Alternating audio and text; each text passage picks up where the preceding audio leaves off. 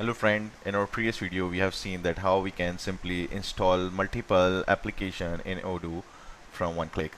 So now today we will see that how we can set up a company in Odoo and how we can configure the detail as per our requirement.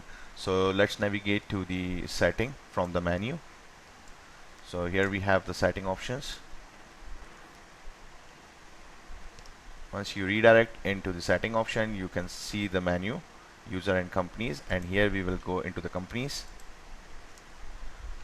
So here we have seen that 3 companies are already created. So actually when we were creating a database, we have selected a demo data option, so it automatically creates some companies. So if we want to change the configuration or the information, what we will need to do, we just click on to the company for which the information we want to change.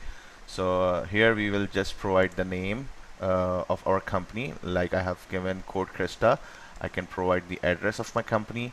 I can provide the city, state, zip code, and country name, and then I will provide my tax ID, and here I can provide the company ID. It can be the incorporation number or anything what you have for the registration for your company.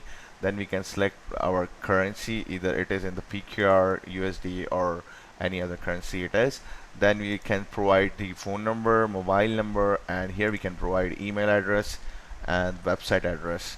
And if you are managing the consolidated accounting, or you want to have the consolidated view of your financials, and you have the hierarchy of parent child for your companies, so you can select the parent company. So now then your company will become the child of that specific parent company.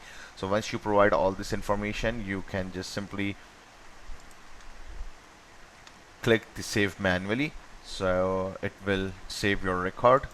Here we have some print options available, like if you want to see that what are the internal report format, you can simply click here, so it will show you the internal report preview, and it will show the external report layout, and in this column you can find the complete layout of your reports. So this is the way you can simply create a company, or you can configure the details as per your requirement. So stay tuned with us for more videos. Thank you.